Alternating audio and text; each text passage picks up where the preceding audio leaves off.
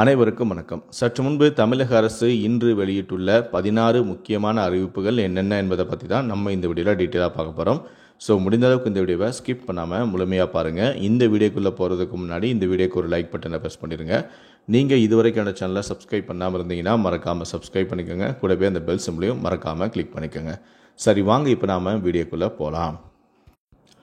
முதல் அறிவிப்பு: 2025-26 கல்வி ஆண்டுக்கான நாள்காட்டியை பள்ளி கல்வித்துறை வெளியிட்டுள்ளது. செப்டம்பர் 18ஆம் தேதி முதல் 26ஆம் தேதி வரை காலாண்டு தேர்வுகள் நடைபெறும் எனவும், செப்டம்பர் 29 முதல் அக்டோபர் 5ஆம் தேதி வரை 9 நாட்கள் காலாண்டு விடுமுறை எனவும், காலாண்டு விடுமுறையிலேயே ஆயுத பூஜை, விஜயதசமி விடுமுறை அடங்கும் எனவும், 2025-26 கல்வியாண்டின் மொத்த வேலை நாட்கள் 210 எனவும், அனைத்து சனி மற்றும் ஞாயிற்றுக்கிழமைகளும் விடுமுறை எனவும் அறிவிக்கப்பட்டுள்ளது. இரண்டாவது அறிவிப்பு: கடனை வலுக்கட்டாயமாக வசூலித்தால் 5 ஆண்டுகள் சிறை தண்டனை மற்றும் 5 லட்சம் ரூபாய் அபராதம் என்ற தமிழ்நாடு அரசின் மசோதாவிற்கு ஆளுநர் ரவி ஒப்புதல் அளித்தும் இருக்கிறார். கடன் வழங்கும் நிறுவனம் பதிவுச் சான்றிதழ் பெறாமல் கடன் வழங்கினால் 3 ஆண்டுகள் சிறை தண்டனை மற்றும் 1 லட்சம் ரூபாய் அபராதம் விதிக்கப்படும் எனவும் கூறப்பட்டுள்ளது. மசோதாவிற்கு ஆளுநர் ரவி ஒப்புதல் அளித்துள்ளதால் இந்த மசோதா உடனடியாக நடைமுறைக்கும் வந்துள்ளது.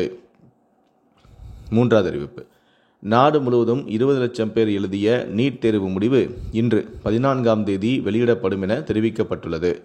மாணவர்கள் தங்களது தேர்வு முடிவுகளை neet.nta.nic.in என்ற அதிகாரப்பூர்வ இணையதளத்தில் தெரிந்து கொள்ளலாம். நான்காவது அறிவிப்பு: 61 நாள் தடை காலம் இன்று நள்ளிரவுடன் நிறைவு. டெல்டாவில் 20,000 மீனவர்கள் கடலுக்கு செல்ல ஆயத்தம். படகுகளில் மீன்பிடி உபகரணங்கள், ஐஸ் கட்டிகளை ஏற்றும் பணி மும்முரமாக நடைபெற்று வருகிறது. ஐந்தாவது அறிவிப்பு: கனமழை எச்சரிக்கையை அடுத்து நீலகிரி மாவட்ட பள்ளிகளுக்கு இன்று விடுமுறை அறிவிக்கப்பட்டுள்ளது. இன்று மற்றும் நாளை நீலகிரி மாவட்டத்திற்கு அதிக கனமழை எச்சரிக்கை விடப்பட்டும் உள்ளது. இன்று சனிக்கிழமை என்பதால் அரசு பள்ளிகள் விடுமுறையாக உள்ள நிலையில் தனியார் பள்ளிகள் விடுமுறை அளிக்க உத்தரவிடப்பட்டும் உள்ளது. ஆறாவது அறிவிப்பு: தமிழ்நாட்டில் உயிரி மருத்துவ கழிவுகளை முறையற்ற முறையில் கொட்டினால் குண்டாஸ் விதிக்கும் சட்ட மசோதாவிற்கு ஆளுநர் RN ரவி ஒப்புதல் அளித்திருக்கிறார். இதன் மூலம் அண்டை மாநிலங்களில் இருந்து தமிழ்நாட்டில் மருத்துவ கழிவுகளை கொட்டினால் அவர்கள் மீது குண்டாஸ் சட்டம் பாயும் என்றும் சொல்லப்பட்டுள்ளது. ஏழாவது அறிவிப்பு: மதுரையிலிருந்து இன்று முதல் அபுதாபிக்கு இண்டிகோ விமான சேவை தொடங்கப்பட்டது. மதுரையிலிருந்து அபுதாபிக்கு திங்கள், புதன், வெள்ளி ஆகிய நாட்களில் விமான சேவை இயக்கப்படும். மதுரையிலிருந்து துபாய், இலங்கைக்கு விமான சேவை இயக்கப்பட்ட நிலையில் தற்போது அபுதாபிக்கும் இயக்க செய்யப்படுகிறது. எட்டாவது அறிவிப்பு: எழும்பூர் ரயில் நிலையத்தில் மறுசீரமைப்பு பணியால் தேஜஸ், மன்னை, குருவாயூர் விரைவு ரயில் உட்பட 5 ரயில்கள் ஆனது ஜூன் 20ஆம் தேதி முதல் ஆகஸ்ட் 19ஆம் தேதி வரை தாம்பரத்தில் இருந்து இயக்கப்படும் என்று தெற்கு ரயில்வே தெரிவித்துள்ளது. ஒன்பதாவது அறிவிப்பு: தமிழ்நாட்டில் முதல் முறையாக 10 வழி விரைவுச்சாலை அமைக்க திட்டமிடப்பட்டும் உள்ளது. 132 கிலோமீட்டர் நீள புறவட்ட சாலை ஜனவரி 2026க்குள் திறக்கப்படும் எனவும், சென்னை எல்லை சாலை என மறு வடிவமைப்பு செய்யப்பட்டு மறு பெயரிடப்பட்டு இந்த பசுமை வழி விரைவுச்சாலை மாமல்லபுரத்திலிருந்து காட்டுப்பள்ளி துறைமுகம் வரை 196 அடி அகலத்துடன் அமையும் எனவும், இதனால் வாகனங்கள் மணிக்கு 120 கிலோமீட்டர் வேகத்தில் பயணிக்க முடியும் எனவும் கூறப்பட்டுள்ளது. 10வது அறிவிப்பு: குரூப் 1 முதன்மை தேர்வானது ஜூன் 15ஆம் தேதி நடைபெற இருப்பதால் அதே நாளில் நடைபெற இருந்த சென்னை பல்கலைக்கழகத்தின் தொலைதூர கல்வி செமஸ்டர் தேர்வுகள் ஒத்திவைக்கப்பட்டும் உள்ளது.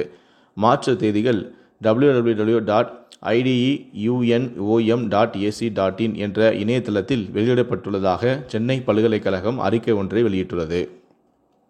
11வது அறிவிப்பு: தமிழக அரசின் தொழில் முனைவோர் மேம்பாடு மற்றும் புத்தாக்க நிறுவனம் சென்னையில் சொந்தமாக வலையொலி யூடியூப் சேனலை உருவாக்குதல் என்ற தலைப்பில் 3 நாள் பயிற்சி முகாமானது 16/6/2025 முதல் 18/6/2025 வரை காலை 10 மணி முதல் மாலை 5 மணி வரை இந்த நிறுவன வளாகத்தில் நடைபெற உள்ளது.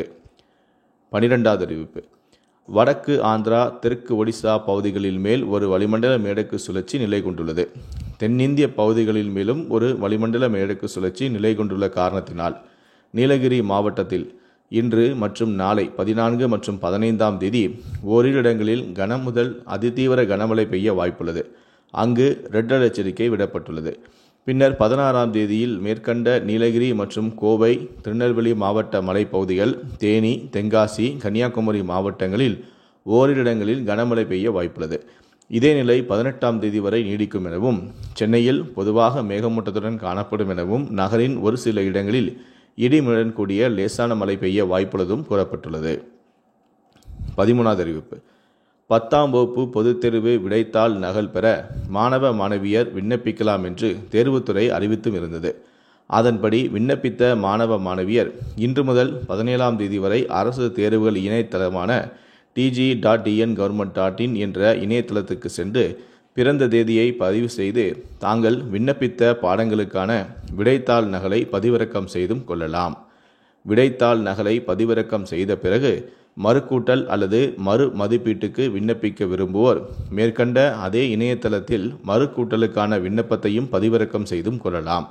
விண்ணப்பத்தை பூர்த்தி செய்து 2 நகல்களை எடுத்து 16ஆம் தேதி முதல் 18ஆம் தேதி வரையில் அந்தந்த மாவட்ட அரசு தேர்வுகள் உதவி இயக்குனர் அலுவலகத்தில் ஒப்படைக்க வேண்டும் எனவும், மறுகூட்டல் மற்றும் மறு மதிப்பீட்டுக்கான கட்டணத்தை மாவட்ட அரசு தேர்வுகள் உதவி இயக்குனர் அலுவலகத்தில் பணமாக செலுத்த வேண்டும் எனவும், கட்டணத்தை பொறுத்தவரையில் மறு மதிப்பீட்டுக்கு பாடம் ஒன்றுக்கு 505 ரூபாயும், மறு கூட்டல் செய்யப்பட்ட பாடம் ஒன்றுக்கு 205 ரூபாயும் செலுத்த வேண்டும்.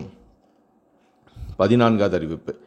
2025-26ஆம் கல்வியாண்டில் ஆதி திராவிடர் மற்றும் பழங்குடியின நலத்துறையின் கீழ் செயல்படுத்தப்படும் பள்ளி அல்லது ITI அல்லது டிப்ளமோ அல்லது கல்லூரி விடுதிகளில் கட்டணமில்லாமல் தங்கி பயில்வதற்கு ஆர்வமுள்ள மாணாக்கரிடமிருந்து விண்ணப்பங்கள் இணைய வழியில் 10/6/2025 முதல் பெறப்படுகிறது. ஆர்வமுள்ள மாணாக்கர் nallosai.tn.government.in என்ற இணையதள முகவரியை பயன்படுத்தி விண்ணப்பித்திடுமாறும் தெரிவிக்கப்படுகிறது. இந்த விடுதிகளில் தங்கி பயில்வதற்கு மாணாக்கரின் குடும்ப ஆண்டு வருமானமானது 2 லட்சத்துக்குள் இருக்க வேண்டும். மேலும் மாணாக்கர் மத்திய மாநில அரசின் அங்கீகரிக்கப்பட்ட கல்வி நிறுவனங்களில் தங்கி பயிலவும் வேண்டும். 15வது அறிவிப்பு. ராமநாதபுரம் மாவட்டத்தில் புதிதாக 2 பேருக்கு கொரோனா நோய் தொற்று பாதிப்பு உறுதி செய்யப்பட்டும் உள்ளது. இந்தியாவில் கடந்த ஜனவரி 1ஆம் தேதி முதல் இன்று காலை 8 மணி வரை கொரோனாவால் பாதிக்கப்பட்டோரின் எண்ணிக்கையானது 7154ஆக உயர்ந்துள்ளது. கேரளா மாநிலத்தில்தான் கொரோனா பாதிப்பு எண்ணிக்கை அதிக அளவான 2165ஆக பதிவாகி இருக்கிறது. குஜராத்தில் 1281, டெல்லியில் 231 பேர் கொரோனா வைரஸால் பாதிக்கப்பட்டுள்ளனர். தமிழ்நாட்டில் மொத்தம் கொரோனா பாதிப்பு எண்ணிக்கையானது 231ஆக உள்ளது. கடந்த ஜனவரி 1ஆம் தேதி முதல் இன்று காலை 8 மணி வரை கொரோனாவால் உயிரிழந்தோரின் எண்ணிக்கையானது 77ஆக அதிகரித்துள்ளது. கடைசியாக 16வது அறிவிப்பு. நெல் கொள்முதல் விலை உயர்வு. விவசாயிகளுக்கு குட் நியூஸ் சொன்ன முதலமைச்சரான மு.க. ஸ்டாலின். சாதாரண நெல் ரகமானது குவிண்டாலுக்கு 131 ரூபாயும், சன்னரக நெல் குண்டாலுக்கு 156 ரூபாயும் உயர்த்தி வழங்கப்படும் எனவும், இதன் காரணமாக சாதாரண நெல் குவிண்டாலுக்கு 2500 ரூபாயும், சன்னரக நெல்லுக்கு குண்டாலுக்கு 2545 ரூபாயும் தரப்படும் எனவும், நெல் கொள்முதல் விலை உயர்வால் 10 லட்சம் விவசாயிகள் பயன்பெறுவார்கள் என்றும் முதலமைச்சரான மு.க. ஸ்டாலின் கூறியிருக்கிறார். இந்த 16 அறிவிப்புகளை பற்றிய உங்களுடைய கருத்துக்கள் என்ன அப்படிங்கிறத கீழே இருக்கக்கூடிய கமெண்ட் செக்ஷனில் மறக்காமல் சொல்லுங்கள். முடிந்தளவுக்கு இந்த வீடியோவை மற்றவங்களுக்கும் ஷேர் பண்ணுங்கள். மேலும் இது போன்ற பல வீடியோக்களை பார்க்கணும் அப்படின்னு நினச்சிங்கன்னா மறக்காமல் நினச்சா நீங்கள் சப்ஸ்கிரைப் பண்ணுங்கள். கூடவே அந்த பெல் சிம்பிளையும் மறக்காமல் கிளிக் பண்ணுங்கள். நன்றி, வணக்கம்.